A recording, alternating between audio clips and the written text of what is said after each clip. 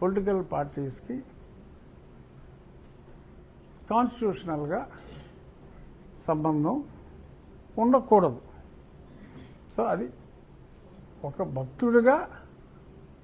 భక్తుడు కమ్ ఎమ్మెల్యేగా nothing to do with my party, ఆ పార్టీకి సంబంధం లేదు.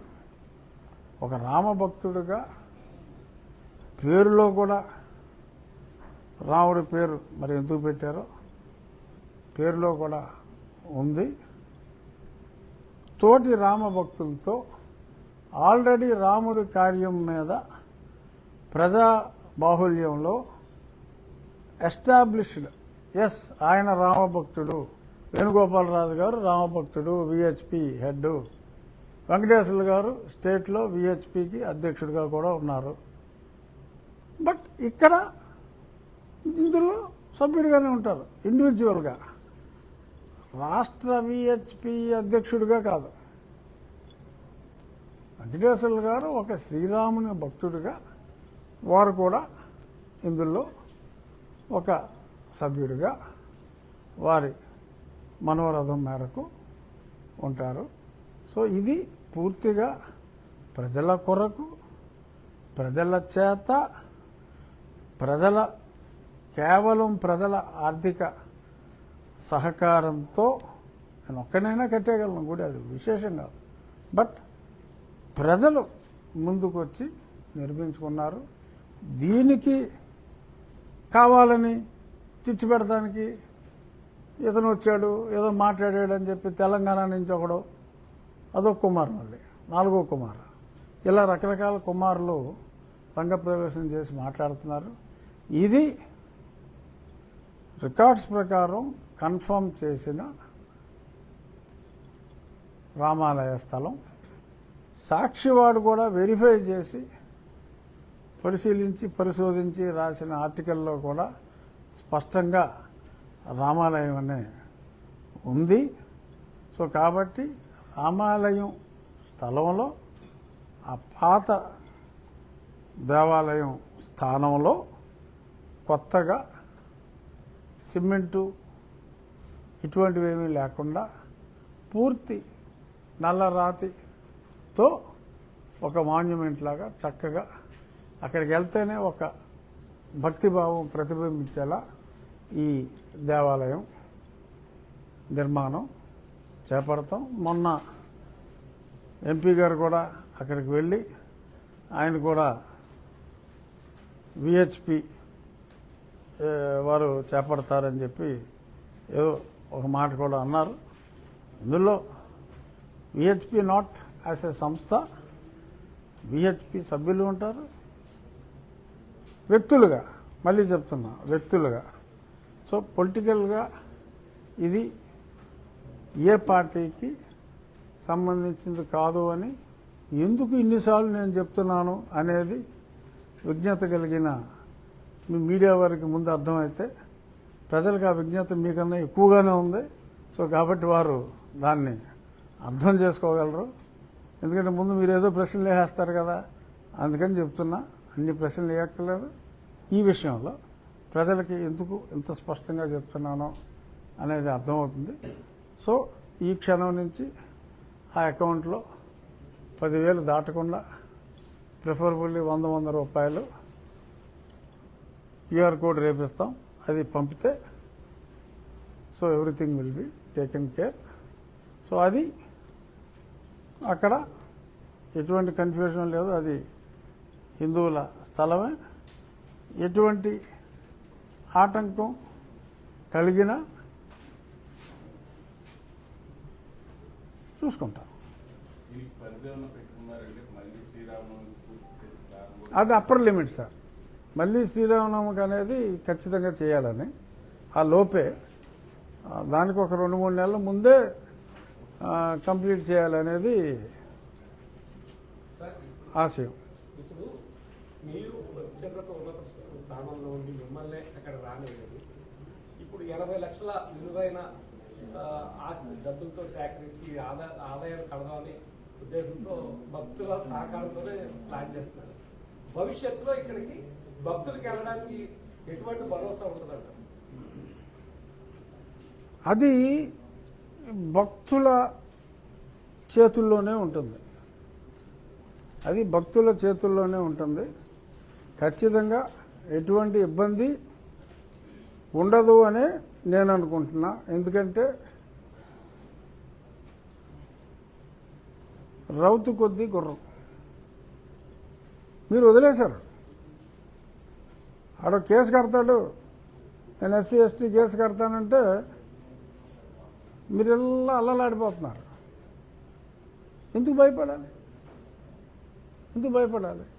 మన సుప్రీంకోర్టు స్పష్టంగా చెప్పింది. నేను వచ్చిన తర్వాత, ఎమ్మెల్యే అయిన తర్వాత ఒక SC ST atrocity case register అయింది ఇక్కడ.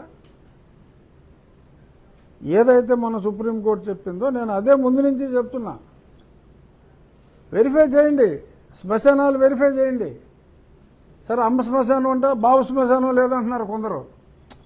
బతుకున్నాడు కాబట్టి లేదు, చనిపోయి ఉంటే అది కూడా ఉండేది. ఎవరి గురించో చెప్తున్నా, ఎగ్జాంపుల్ చెప్తున్నా.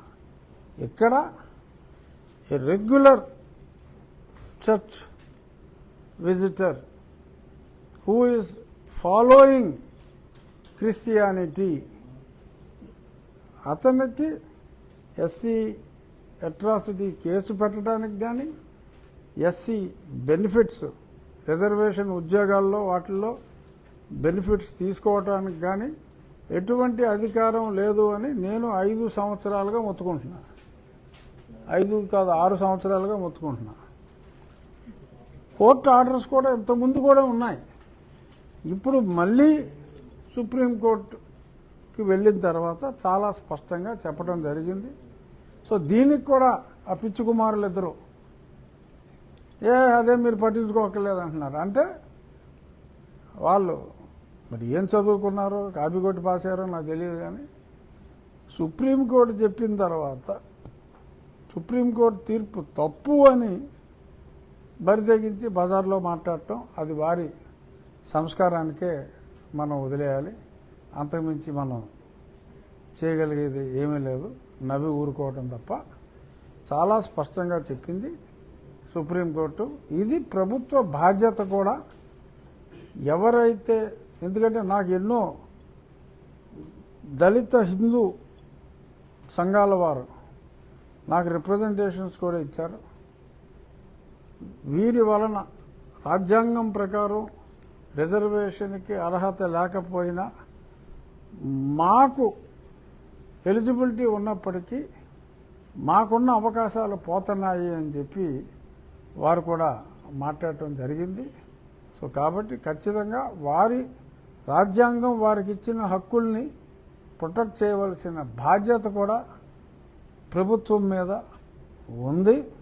సో ఖచ్చితంగా రాబోయే రోజుల్లో ఎవరికి అర్హత ఉంది, ఎవరికి అర్హత లేదు అనేది కూడా ఏదో గుడ్డిగా ఎంఆర్ఓ సర్టిఫికేట్ ఇచ్చేసాడు అన్నట్టు కాకుండా దాన్ని కూడా సుప్రీంకోర్టు తీర్పులో మెన్షన్ చేశారు. ఒకడికి ఒక సర్టిఫికేట్ ఉన్నంత మాత్రాన, తహసీల్దారో ఎంఆర్ఓ సర్టిఫికేట్ ఇచ్చినంత మాత్రాన అది చెల్లదు. అతను ప్రొఫెస్ చేస్తున్నాడా, ప్రాక్టీస్ చేస్తున్నాడా క్రిస్టియానిటీ అనే దాని మీద అతని అర్హత ఆధారపడి ఉంటుంది. ఆ మతాచారాల్ని పాటిస్తున్నారా? ఇప్పుడు ఒక వ్యక్తి ఉన్నాడు, అతని తండ్రి అతని తల్లి క్రిస్టియన్ మతాచారం ప్రకారం ఖననం చేశారనుకోండి, ఆ పైన సిలువేసి యెహోవా పిలిచను ఏదో రాసుకున్నారనుకోండి. అబ్బాయి అసలు నేను, నా పేరు జోసెఫ్ అవ్వచ్చు, మా తల్లి మేరీ అవ్వచ్చు, అది క్రిస్టియన్స్ దీని మీద పూజించవచ్చు, అక్కడ పాతిపెట్టి ఉండొచ్చు, ఎప్పుడు ఏ రోజు గుడికి వెళ్ళకుండా ప్రతిరోజు చర్చికి వెళ్ళి ఉండొచ్చు, అయినా నేను హిందువునండి, నాకు ఎంఆర్ఓ జాన్ గారు నాకు సర్టిఫికేట్ ఇచ్చారు అంటే చెల్లదు. అదే సుప్రీంకోర్టు తీర్పులో స్పష్టంగా చెప్పింది. అందరూ మాట్లాడేదేంటి, రాజ్యాంగంలో మతం మారి స్వేచ్ఛ ఇచ్చింది కదా అంటారు. ఇచ్చింది, మతం మారి స్వేచ్ఛ ఇచ్చి ఒక పర్టికులర్ షెడ్యూల్ కాస్ట్లో పేర్కొన్న కులాలకు మీరు మారితే మీకు ప్రత్యేకంగా కల్పించిన ఈ రిజర్వేషన్ హక్కు ఉండదు అని చెప్పింది. ఇప్పుడు రాజులు మారారు, కమ్మవారు మారారు, జగన్మోహన్ రెడ్డి లాగా రెడ్లు మారారు. వాళ్ళకి అంతకుముందు వేరే ఏ రిజర్వేషన్లు లేవు. వాళ్ళు ఒక రెడ్డిగా వాళ్ళకి రిజర్వేషన్, రెడ్డి అనేది ఒక లో కాస్ట్ కులం అనుకో, వాళ్ళకి ఇచ్చిన దాన్ని